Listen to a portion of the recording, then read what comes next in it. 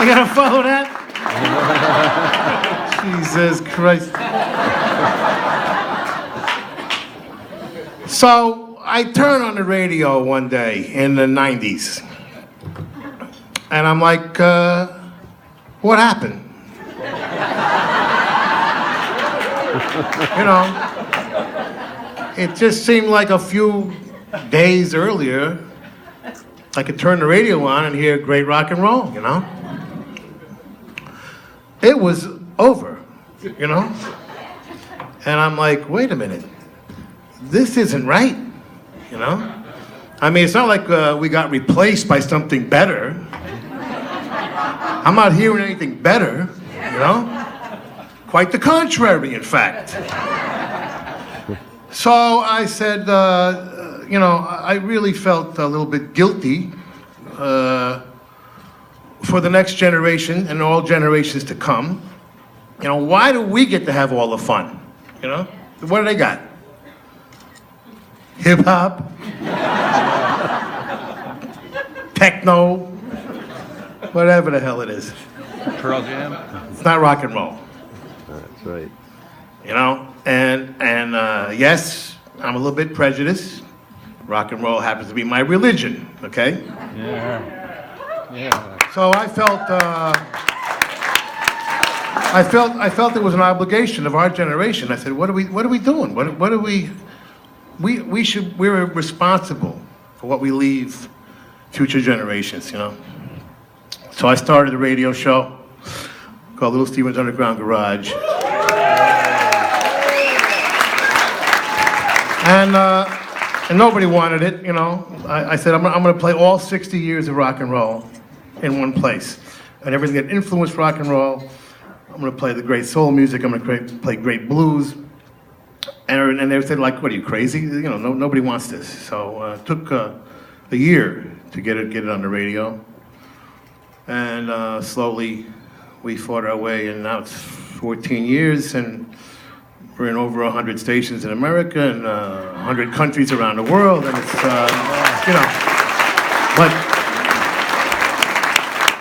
but I, you know, I gotta tell you, you know, we do a lot of things, supporting a lot of things having to do with music, and it seems like, you know, oh, sometimes people mistake it for thinking I'm like a nice guy, okay? I'm not a nice guy. I do this for selfish reasons. I want rock and roll to live forever, you understand? Yeah. That's what I want. I want to turn the radio on, I want to hear rock and roll.